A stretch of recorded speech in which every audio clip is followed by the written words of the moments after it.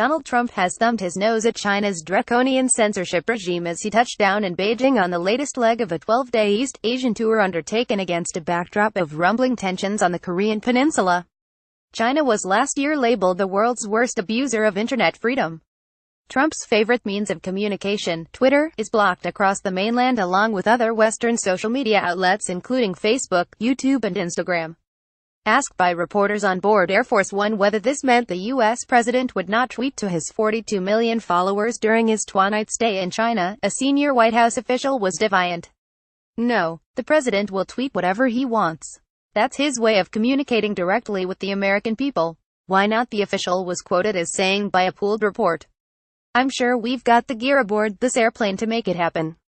But it is noteworthy that none of the major Western platforms for social media are even allowed to operate in China.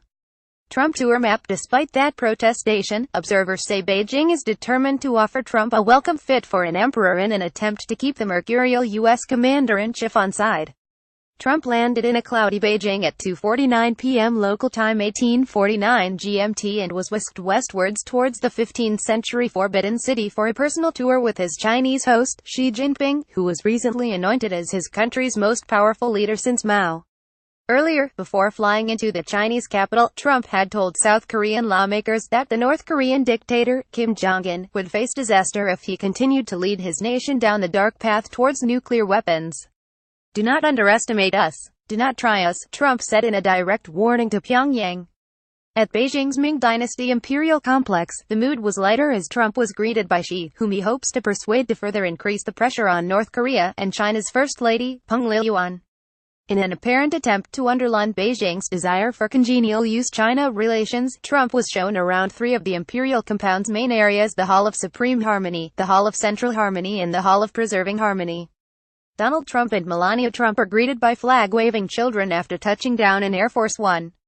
Photograph Xinhua wrecks Shutterstock. According to China's official news agency, Xinhua, Trump then sat down for tea with his host in a former antique store within the Forbidden City called the Hall of Embodied Treasures.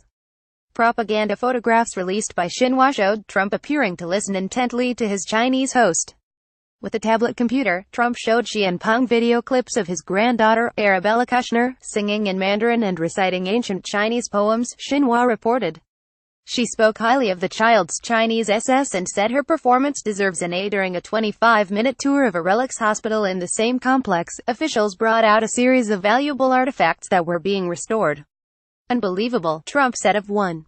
That's fantastic, he commented of another.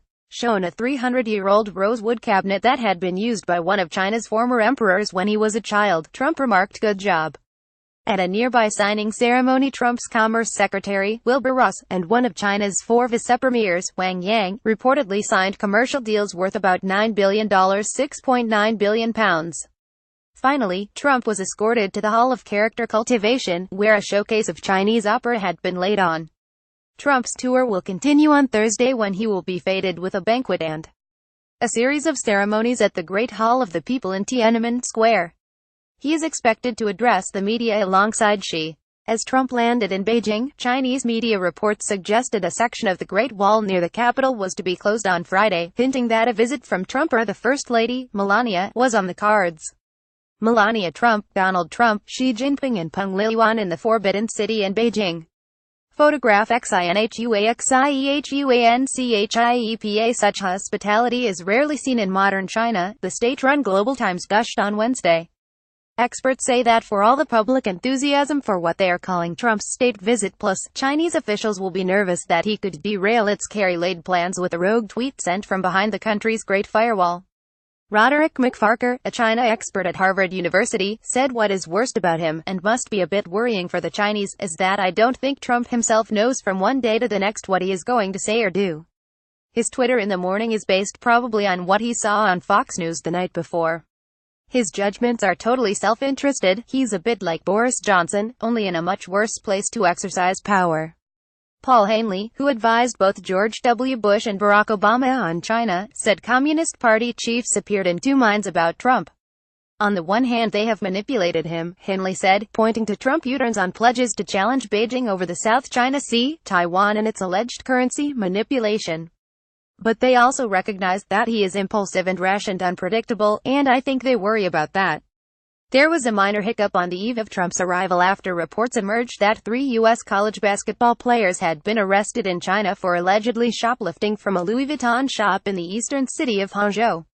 Twitter has been blocked in mainland China since 2009 as part of a sophisticated and wide-ranging Communist Party attempt to stifle dissent and hobble foreign internet companies that might compete with Chinese rivals. Since Xi took power in 2012, a crackdown on free speech and human rights has resulted in well-known bloggers and activists being jailed. According to Agence France-Presse, Chinese internet users can be sentenced to 3 years in prison for writing defamatory messages that are reposted 500 times.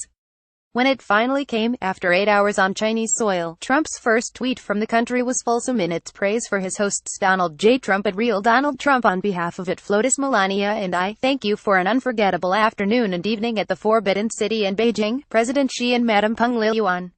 We are looking forward to rejoining you tomorrow morning. https://t.com/OF7 Shvu November 8, 2017.